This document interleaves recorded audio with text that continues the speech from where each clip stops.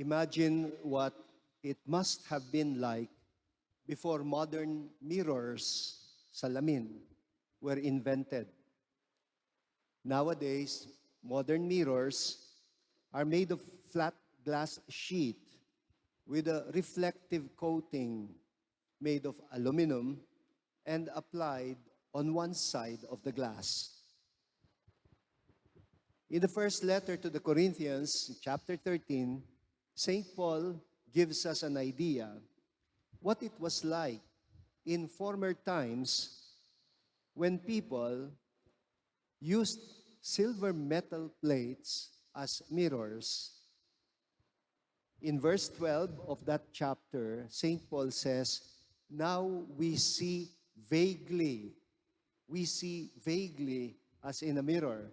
Soon we shall see face to face. You know, I'm told that the Romans, when they built their houses, right at the entrance door, merong a little pool. And may tubig dun sa pool. And actually, it also served as a mirror. They looked at their image on the surface of the water. Well, the mirror is a good analogy for what we heard from our first reading today, from the first epistle of St. John, chapter 2. Sabi ni St. John, what we shall be has not yet been revealed. We know that when it is revealed, we shall be like Him. Makakatulad natin siya. For we shall see Him as He is. Well, ganun din ang sabi ni St. Paul, di ba, in chapter 13 of 1 Corinthians. Now we see vaguely, but soon we will see Him face to face, or as He is. Well, Paul, as it were, is saying that Jesus Christ is not just the image of God. He is also an image of humanity, of who we are called to be ourselves. We are called to be sons and daughters of God. So, the humanity of Jesus is a reflection of the kind of humanity that we are called to live, which is the humanity of the Son of God, the humanity the Son of God has embraced and perfected. After all, it was supposedly God's purpose from the very start, according to the book of Genesis. God's will was to create human beings in God's image and likeness. Niloob ng Diyos na ang tao'y maging kamukha niya, kawangis niya. And so how do we know that this divine intention is being fulfilled in us? Have you ever looked at yourself in a mirror and then realized that your face was full of grime or dirt or marks of soot? Yung tipong mabibigla ka, may uling pala sa mukha mo because you handled a blackened pot. Humawak ka sa kalan o sa isang kawali na naulingan, and then unconsciously you wiped your face.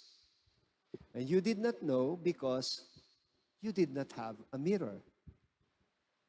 You probably only noticed because as you were walking, people were looking at you in a very strange way. Di ba ganyan tayo?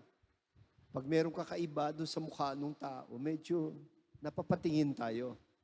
Siyempre, kung maglalakad ka sa kalsada na may uling sa mukha, people will look at you.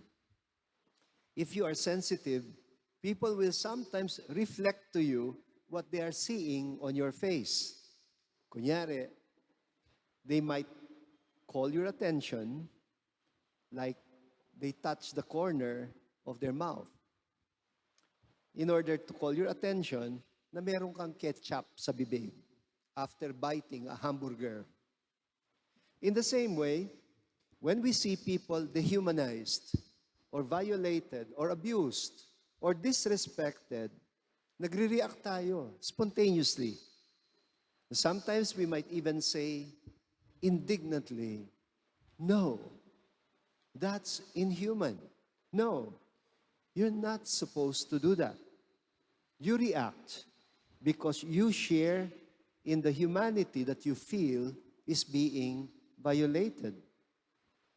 You are just mirroring humanity as humanity should be by the way you are reacting.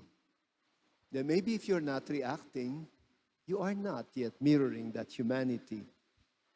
We feel an inner compulsion to protect, to defend, and to preserve the dignity of human beings as human persons.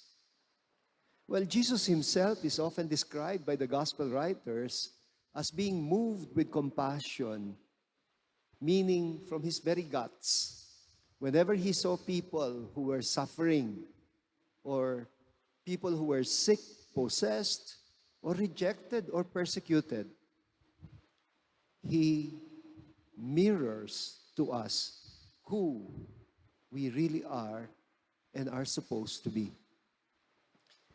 Papalapit na yung Feast of the Epiphany. And as we come close to Epiphany, our readings will mostly be about the revelation, the manifestation of the true identity of Jesus to people, especially to his disciples, through his humanity.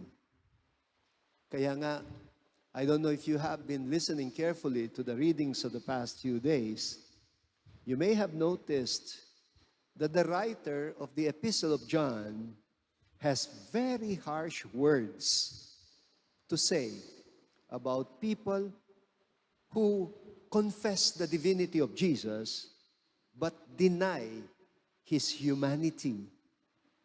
Minsan, may ibang tao, naniniwala sa pagka-Diyos ni Jesus, pero hindi naniniwala sa kanyang pagkatao.